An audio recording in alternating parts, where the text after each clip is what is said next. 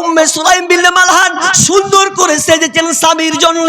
স্বামীকে আমাকে খুশি করতে হবে, তৃপ্তি দিতে হবে, কারণ এটা বিশ্বনবী বলেছেন স্বামী আসলে স্বামী অনুতপ্ত হওয়া, স্বামীর খিদমত করা। আর এই মুহূর্তে আমার সন্তান মারা গিয়েছে, কোনো কি মা পারে যে একটা সন্তান মারা গিয়ে আমার স্বামীকে সে খুশি রাজি করবে, আজকে মিলনের আপনার বিষয়ের দিকে ঢুকে যাবে? এটা কখনোই সম্ভব নয়। কিন্তু দেখেন তার ধৈর্য, ধৈর্য কাকে বলা হয়? এরপরে বলছে স্বামী আমার আপনি সুন্দর করে খেয়ে নেন, খাওয়া দাওয়া করুন। সুন্দর বিছানা বেঁধে দেওয়া হলো। উম্মে সুলাইম সুন্দর করে সেজেছে, রাত গভীর হয়ে গেছে, তারা দৈহিক দাম্পত্য জীবনে তারা চলে গেছে।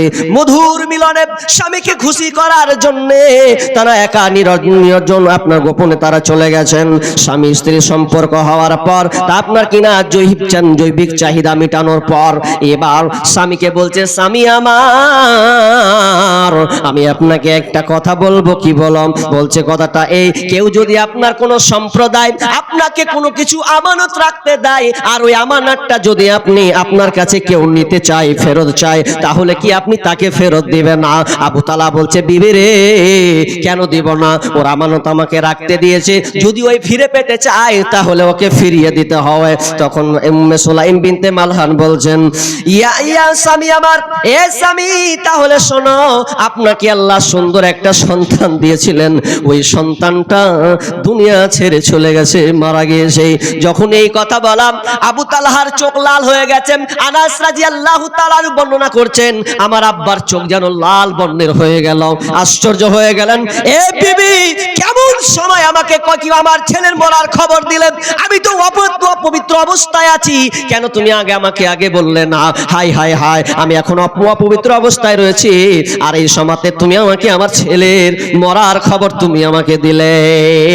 এই বলে তিনি বাড়ি থেকে বের হয়ে গিয়ে ফজরের নামাজ পড়ে বিশ্বনবীকে বলছেন ও আল্লাহর নবী, দয়ার নবী গো, এই অপত অবস্থায় আমার হালাতে কাণ্ড হয়েছে। তখন বিশ্বনবী দোয়া দিলেন, এ আবু তালহা, তোমাদের ওই রাত্রের মিলনের বিনিময়ে আল্লাহ তোমাদেরকে উত্তম খায়রাত দান করুক, আর উত্তম ভালো জিনিস তোমাদেরকে দান করুক। সেই দুয়াতে পরবর্তীতে তিন আপকে বলেছেন, একটি কেউ বলেছেন তিনটা সন্তান তার এসেছিল, এবং ওই তিন সন্তান থেকে আরো 8 জন সন্তান পৃথিবীতে এসেছিলেন, সব কটাই কোরআনের হাফেজ ছিলেন। ভালো কাজ যদি আপনি করেন তাহলে আপনার জন্য জান্নাত আছে। তিনি দুনিয়াতে বেঁচে আছেন, বিবি রুমাইসা দুনিয়াতে বেঁচে থাকাকালীন তিনি জান্নাতে ঘুরছেন। কেন? আল্লাহ তার অনেক কাজকে, ভালো কাজকে তিনি সাপোর্ট করেছেন, কবুল করে নিয়েছেন, আল্লাহ খুশি হয়ে গেছেন, এই জন্য জান্নাতে তিনি ঘুরছেন আনন্দে। আপনার ভালো কাজ কোথায় বলেন? আপনি কোনটা ভালো কাজ করেছেন শুনি একবার। আপনার বুকে হাত দিয়ে বলেন যে আমি এমন একটা কাজ করেছি, আল্লাহ খুশি হয়ে গেছে। ভালো কাজ কেমন করে আপনি বাড়ির প্রতিবেশীর 12টা বাজাবেন এই চিন্তায় আছেন, কখন ওকে পেলে মারবো এই চিন্তায় আছেন, কখন ওকে নিচে নামানো যায় এই চিন্তাতে আছেন। আপনি ভালো কাজে আছেন, আর আপনি মনে করছেন আমি জান্নাতে চলে যাব। নিজেকে সব সময় ভালো কাজে নিয়োজিত হতে হবে। এবার চলেন ভালো কাজ কাকে বলে। আর একটা হাদিস আপনাকে বলি, ধৈর্য সহকারে শোনা লাগবে। কি কাজ? বুখারী মুসলিমের হাদিসটা শুনুন। ইবনে উমার হাদিসটি বর্ণনা করছেন, আল্লাহ রাসূল বর্ণনা করছেন বনি ইসরাইলদের ঘটনা। যে বনি ইসরাইলদের ঘটনা আছে, এই ঘটনাতে 3 বন্ধুর আলোচনা আছে, অনেকে শুনেছেন কিন্তু আমল কোনোদিন করেননি। 3 বন্ধু বেড়াতে গিয়ে আপনার কোন মরু প্রান্তরে এমন জায়গা ঝড় বৃষ্টি শুরু হলো, যেখানে ঝড় বৃষ্টি হচ্ছে কোথায় লুকাবে, কোনো জায়গা বাড়ি নাই, কোনো গাছতলা নেই। তার একটা নির্জনে গর্ত পেয়ে ওই গর্তর মধ্যে 3টা বন্ধু ঢুকে পড়েছে। 3 বন্ধু যখন গর্ততে ঢুকলো তো আল্লাহর কি হুকুম, একটা বড় পাথর এসে লেগে গেল কোথায়? তো গুহাতে, গর্ততে লেগে পুরো ব্লক করে দিল। যেমনই ব্লক করে দেওয়া, আর কি বের হতে পারে? মহা মুশকিল। 3 বন্ধু বলছে আরে আর তো মহা বিপদে পড়লাম। এ তো এমন বিপদে পড়লাম যে আর পাথরকে সরানোই যাবে না, তো কি করব? আর সূর্যে যদি আলো না পাই, সেই সময় না আছে মোবাইল, না আছে আর কোনো ব্যবস্থাপনা, কোনো পথঘাট নাই, কোনো চলমান কোনো লোক নাই এখানে, তো আমরা তো মরে যাবো, কেউ খোঁজ খবরও পাবে না। তো কি করবি রে? তাহলে বলছে হ্যাঁ রে, চল না আল্লাহর কাছে চাই কোনো ভালো কর্ম আছে কিনা। দুনিয়াতে যদি কিছু ভালো কাজ করে থাকি তো ওর বিনিময়ে আল্লাহর কাছে চাইবো, যদি আল্লাহ আমাদের হেফাজত করে। তার মানে এখান থেকে প্রমাণ করে, যদি আপনি দুনিয়াতে ভালো কাজ করেন, আর ভালো কাজ যে কোনো ভালো কাজ আল্লাহর জন্য, তাহলে ওই কাজটা আপনি আল্লাহকে তুলে ধরুন, আল্লাহ এই কাজটা করেছি, এই দুনিয়া আমি এই বিপদে পড়েছি, উদ্ধার করো। তারা কি ভালো কাজ করেছেন দেখেন। প্রথম নম্বর বলছে, প্রথম জন বলছেন,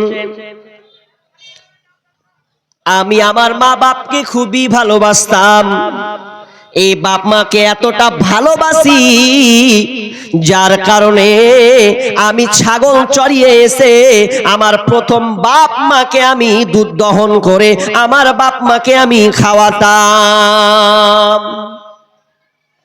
কোনদিন আমরা নিজে খেতাম না, আমার বিবিকে পান করাতাম না, আমার ছেলেদেরকে আমি দিতাম না, বরং প্রথমে এসে আমার মা আব্বাকে আমি পান করাতাম, তারপরে আমরা নিজে খেতাম। কিন্তু একদিন এমন দূর জায়গা চলে গেছে ছাগল চড়াতে, রাত অনেক দূর প্রান্তর, আস্তে রাত হয়ে গেছে, এসার পর অনেকটা টাইম লম্বা হয়ে গেছে, বাড়ি এসে ঢুকলাম, আমার মা আব্বা সম্পূর্ণ ঘুমিয়ে আছে।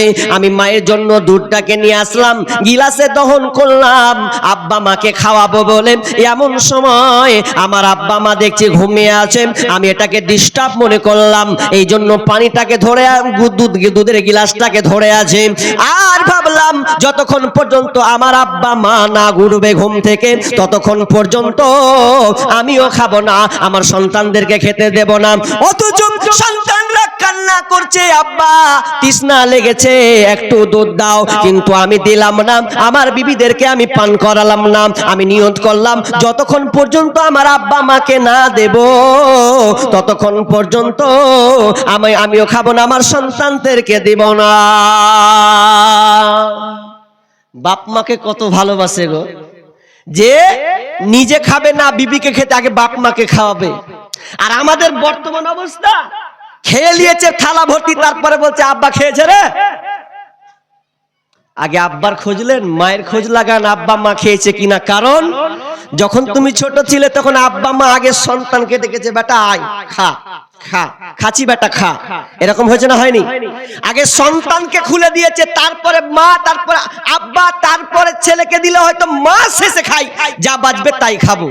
আর এখন ছেলেরা বিয়ে করে বাপ মাকে কি করে, মলবির পালি করে। কি পালি? মলবির পালি, বুঝেন? ওর বাড়িতে একদিন, ওর বাড়িতে একদিন, ওর বাড়িতে একদিন, বাপ মাকে মলবি সিস্টেমে ভাত খাওয়ায়। যে মাছ গোস নাই, ওর বাড়িতে আপনার আলু আছে তো ওটা দিয়ে খায়, একবার খোঁজ লাইনে যে আমার আব্বা ওর বাড়িতে কি খাচ্ছে। এমন হবে কেন? বাপ মা হচ্ছে সবচাইতে উপর লেভেলের, আল্লাহর পরে পরে তাদের স্থান মর্যাদা দেওয়া হয়েছে। সেই আব্বা মায়ের মর্যাদা আপনি কেমন করতে গেলেন যে ভাগ করে দিব না? আপনার মন বাপ যদি বলে না আজকে আমি মাছ দিয়ে ভাত খাবো, তো মাছ দিয়ে আপনাকে এনে দিতে হবে। ও বেটা গোশ রান্না করবে তো গোশ ভিড়িয়ে দিতে হবে। এটা হচ্ছে খিদমত। আপনি জান্নাত নিবেন, মা বাপকে কষ্ট দিয়ে আপনি জান্নাত নিবে কোনোদিন হতে পারে না। মায়ের চোখে ঝরলে পানি আল্লাহর আরশ কাইপা যায়, কান্দে না যেন মা, কান্দে না যেন মায়। মায়ের চোখে ঝরলে পানি আল্লাহর আরশ কাইপা যায়, কান্দে না যেন মায়। অতি কষ্ট সহ্য করে আদর সহক দিয়ে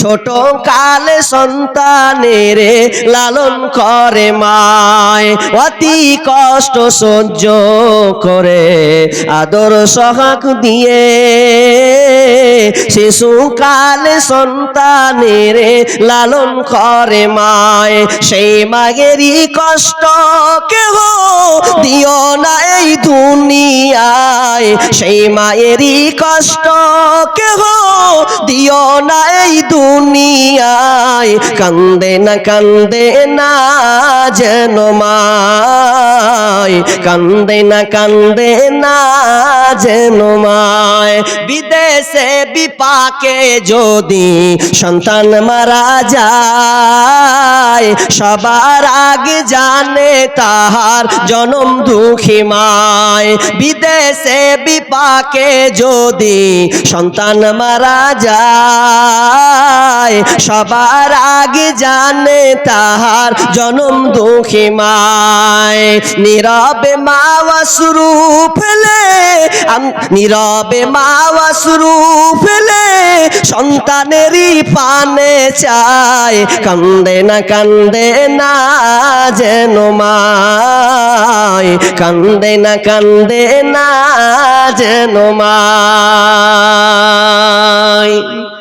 মাকে ভালোবাসতে হবে সে আপনার বন্ধু বলছে আমি মায়ের জন্য গিলাসটাকে নিয়ে আমি খাড়া হয়ে গেলাম মা ফজর হলো আজান হলো আপনার কিনা ফজরের সময় হলো ছেলের সঙ্গে আপনার আব্বা উঠে গেছে মা আব্বা বলেন দুধটা পান করেন আমার মা আব্বাকে আমি দুধ পান করালাম এরপরে আমি আমার সন্তানদেরকে দিলাম এরপরে আমার বিবিকে দিলাম আমি খেলাম আল্লাহকে বলছে মাবুদ রে যদি এই কাজটা তোমার ভয়ে আমি করেছি দুনিয়ার কোনো স্বার্থে নয় আল্লাহ তোমাকে ভয় করি আর এই কাজটা যদি ভালো হয়ে থাকে মাবুদ তাহলে এই কাজের বিনিময়ে এই ভালো কর্মের বিনিময়ে তুমি আল্লাহ আমার পাথরটাকে একটু সরিয়ে দাও আল্লাহ সঙ্গে সঙ্গে ওই পাথরটাকে এক ভাগ সরিয়ে দিলে